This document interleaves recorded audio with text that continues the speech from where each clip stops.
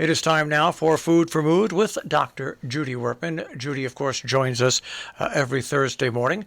Judy not only is the author of the Serotonin Power Diet, serotoninpowerdiet.com, also Before Her Voice Was Still, A Friendship in the Shadow of ALS, and Journal of a Duck Midwife. Good morning, Dr. Wurtman. Good morning, and thank you for that clarification about that news item.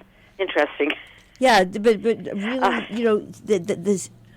I have to be diplomatic, but this is what editors are supposed to do, and I can probably calculate how the mistake was made. I just realized it when Marshall was talking, but even so, this is people's lives, and exactly, it's just really, So with that being, and they can haunt you for decades. That's right. Right, and exactly. I mean through no fault of your own, and fishing the misinformation. In 3 weeks, when someone does a search in Sharon and it comes up because the internet literally is forever. It's just. Well, I must say, Jill, in a sense, it ties in not exactly to what I want to talk about today, but I was thinking that sometimes I wrote to you about people who will deny that they are eating in a way that may cause them medical problems because they're avoiding the foods that they should be eating and eating the wrong kinds of foods, and they deny that they're doing this, or because they have food aversions or negative memories or associations with certain kind of food, they avoid whole categories of foods which really should nourish them. And I must say that in my years of working doing weight loss counseling, I would always ask people, what do you eat and what do you tend to avoid? And people would always give the answer that they thought would impress a relative who was a dietitian. I eat my 5 servings of vegetables a day and 3 servings of fruit, and I always have dairy products which don't have any fat in them, and I only eat lean meat. I never, of course, ever eat a French fry or a donut.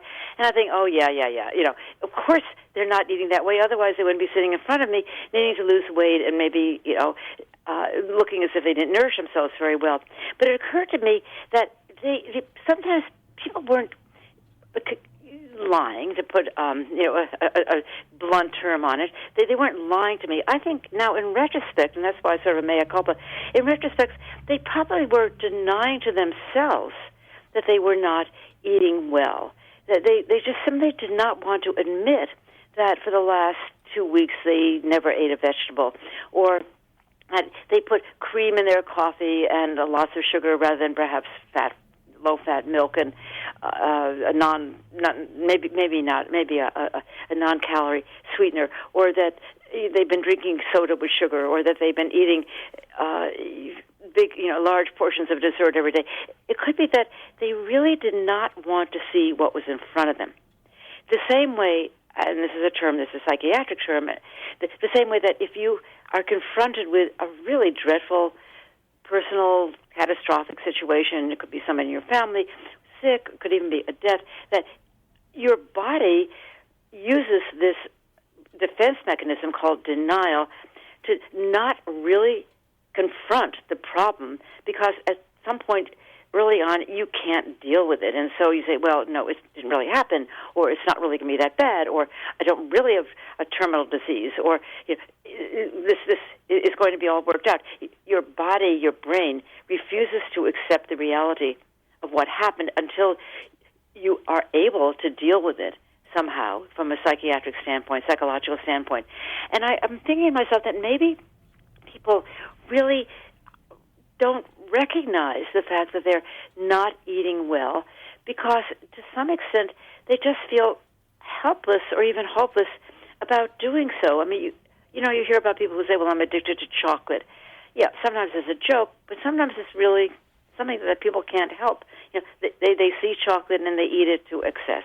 Or I'm sure that I really ate vegetables, but they know they haven't. They know they really don't want to, and they can't accept that they can't eat properly, and so they deny to themselves that they're eating badly. And what came to mind was that we, have a relative who was overweight, and I know from past dining experiences, always picked the wrong kinds of food. If he would go to Thanksgiving dinner, he would not touch a vegetable.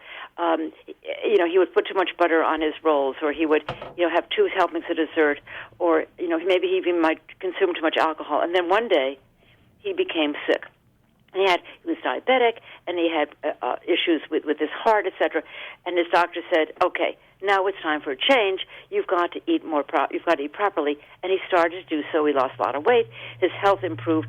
And he said, when we saw him at the Thanksgiving dinner after that, "I was denying to myself how badly I was eating, and I really did not feel capable of making any kind of change."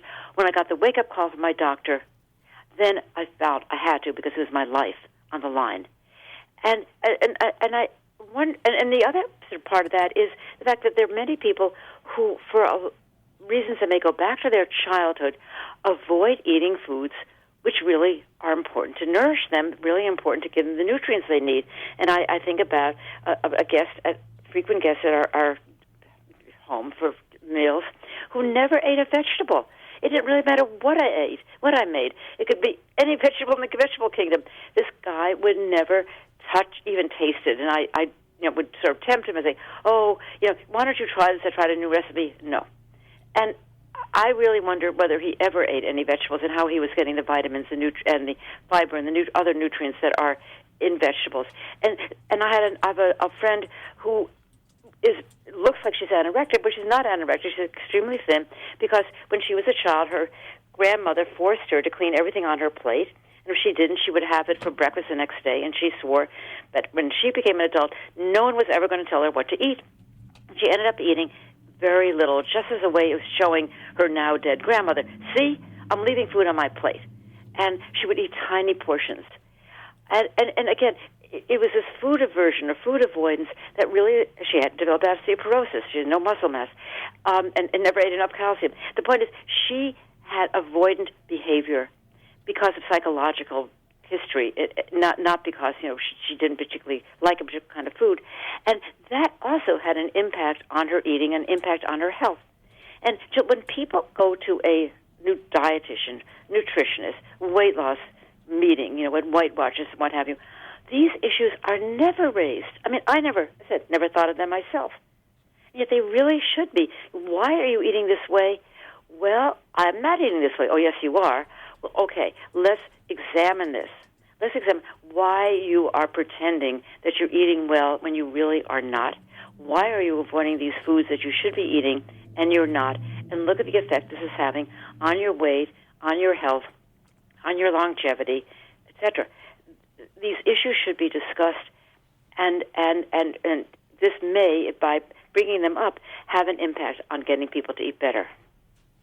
Yeah, it's an issue, and the other thing is, distortion is an amazing thing, and the brain is an amazing thing, and we're going to run out of time, unfortunately, but we should probably pick this up, because I have actually sat with people who've told me that they're not doing what they're doing at the table. Really? Yeah. Denial, right? But it's not. It's more. It's a little more complex. It's a little more complex. But denial said, yeah. But let us continue to talk about it, because I think it's something that really bears discussion. And I hope that Marshall can weigh in on it as well. Anyway, we'll talk next time on Thanksgiving. So thank you very much. Have a good week, and look forward to talking to you. Okay. Dr. Bye-bye. Judy Wurtman, Food for Mood. And you can hear Judy, Food for Mood, every Thursday here on Robin Hood Radio, and find her at robinhoodradio.com. Click on demand, Food for Mood with Judy Wurtman, and also the serotonin power diet.com.